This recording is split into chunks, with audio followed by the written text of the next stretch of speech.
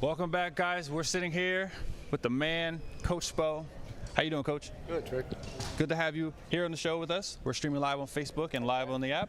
Now, my first question for you is, how excited are you to get this team back out there? I think that's what everybody ultimately wanted. Nobody's naive in this business. There are a lot of moving parts this summer, and there is a business to basketball. I think 105 players changed teams this summer, and even we made some changes, but ultimately we wanted to bring the majority of the group back and see what we could build off of last year. Yeah. Both are true, 11-30 and 30-11. Right. But we feel very good about the group and the growth that we had during the year.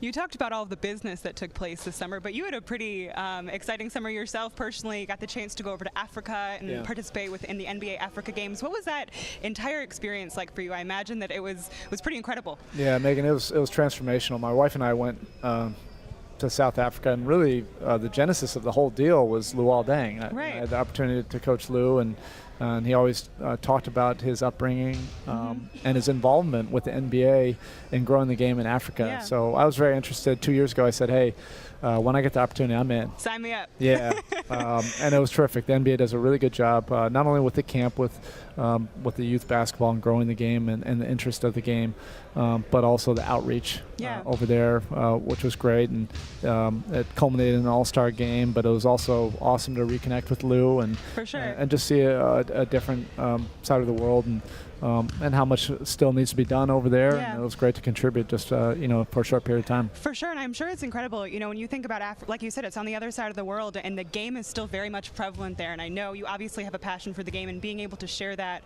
with the younger community in there and put a basketball in a child's hands, that's some powerful stuff. It was amazing. And I feel so grateful to be part of this NBA community, to be able to partake in some of these trips, but the game is global because of the NBA and because of these fantastic ambassadors we have with our players, that our players are showing great interest going over there.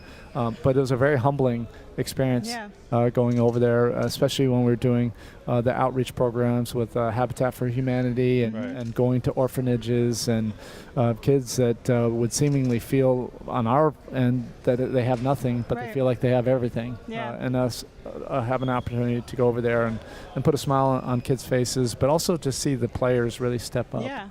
And show such a giving nature that you don't necessarily see every day in competition. It was a cool experience to see. That's awesome. You spoke about our players being ambassadors. One of those guys is Goran. Yeah. I know this is your second year in a row in the summer going over to Slovenia to kind of check up on Goran, see how he's doing. Just talk about that experience for you too. Yeah, Goran means so much to us, and I really wanted just to see where he's from and what it means when he says that playing for the national team is one of the biggest things and most important things in his life, and you can see why. Slovenia is a small country from a broken up Yugoslavia. It's a country of only 2 million people, smaller than the city of Miami. And for them to do what they did this year in the Eurobasket really is incredible. I equated it to really like my old college, like University of Portland winning the NCAA tournament. It's that big of an upset. It's a storybook ending also for him to take away the MVP, to beat Serbia. He's half Serbian. It was awesome to see, and I think he can catapult that to an all-star level season this year. All right, we're excited to talk to Goran about that experience as well later on today. Yeah, it was really cool. For sure, and you know what winning the Euro Basketball Championship did for Goran is it kept him in phenomenal shape, and it kind of speaks to also the guys that have been putting in work here since the last season ended. And what are you most looking forward to about seeing that, especially going into training camp? These guys are already in fantastic condition and they're ready to work. Yeah, and we wanted to walk the talk. Right. And so everybody talked about right after the season ended how much that season meant to everybody. And every season obviously doesn't end with you raising the championship trophy. Yeah. That doesn't mean that the seasons are insignificant. Last year felt significant. We have memories to last a lifetime. Build a brotherhood, a bond with guys, and build relationships that will last beyond just this season. But for us to build on that, guys would have to get in the gym and work to improve and get better. The season's starting earlier this year, so being in top-notch condition and fitness shape is important. Goran, I mean, he just looks. Yeah, those pictures he was posting on Instagram, I was like, "Jeez, you go, Goran." He's ripped. He's in mid-season form. He's jacked. In great shape, and it's a beautiful thing to see. For sure, absolutely. I know we're all excited to get the season started, but being part of this Miami community means that we're all part of that Hurricane Irma and how that affected South Florida. And one of the events that the Heat was a part of was a pet airlift to send some pets that were in shelters here that were kind of overflowing to with the Golden State Warriors, partner with the Golden State Warriors to send some pets over there to some shelters so they can get adopted. And you were part of that. Can you tell us what that experience was like for you? Well, it's not only that, but it's the standard really that Mickey and Madeline Arison and the whole Arison family has set. From a charity standpoint to help in this community. This community is so important to us that I just follow their example and Pat's example. Pat was, for 36 hours was down in the Keys handing out water and Gatorade to a community that just got blasted, that really needed support. And Pat and Chris were down there.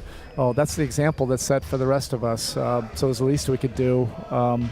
My wife and I's dog came from that very shelter. So it hit at home, and there's some horrifying stories of animals being left behind during the storm, tied up to fences.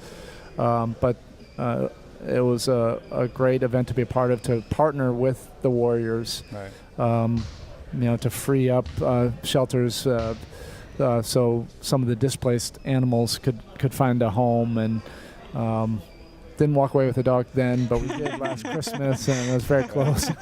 Very close a couple of times. But they will find great homes in the Bay Area. For sure. And it just kind of speaks to the brotherhood that is the NBA, in general, helping out where help is needed. And we're very grateful to the Warriors for partnering with us as well. We're going to let Coach Spo go because we know you have to get to the rest of the media day. But if you guys, speaking of that brotherhood in the NBA, if you guys want to help out with the Miami Heat's effort, there is a website, the youcaring.com/Heat, where the Heat are matching up to $2.5 million of donations. So if you're interested in donating anything that anything that you're comfortable donating, the Heat will match that amount. And that link is youcaring.com/Heat. Coach, thank you so much for thank you, joining us Coach. this morning. Yeah, thank you. Hope you enjoy the rest of your meeting. Always good to hear from you. Thank you so much. And good luck at training camp tomorrow. Okay, thanks. All right, Take care. We'll be back with more from Heat Media Day Live.